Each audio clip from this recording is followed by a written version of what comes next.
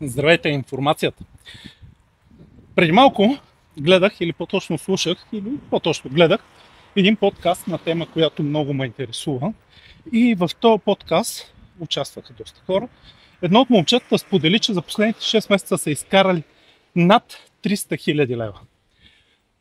Съответно, докато си правя разходката през седмия ден от дневната ми програма, се замислих колко често до всички нас достига най-различна информация, която по един или по друг начин може да ни бъде полезна. Въпросът е, че ние не се възползваме от нея.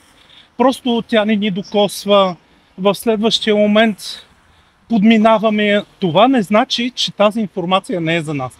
Това значи, че просто ние не сме готови в момента. Ако тази информация за нас и ние сме готови, ние ще я търсим. Ние ще под всеки камък ще намираме нещо полезно.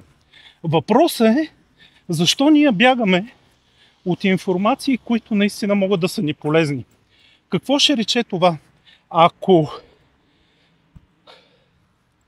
Ако ние искаме да живеем наистина един щастлив живот, е задължително да бъдем здрави. Задължително и да имаме свободно време, за да може да се насладим на живота. Но няма как максимално да се насладим на живота и няма как да бъдем наистина пълноценно здрави, ако нямаме достатъчно пари. А голяма част от информацията може наистина да ни помогне да бъдем успешни в много различни сфери. В тази връзка много ми се иска да кажа нещо много важно. Когато човек тръгне по пътя на успеха, задължително той започва да се дисциплинира и той не чака всеки ден да има вдъхновение за дадена информация. Така че, ако наистина искаме да бъдем успешни и щастливи, задължително е да обръщаме достатъчно време на всичко, което може да ни бъде полезно. Благодаря.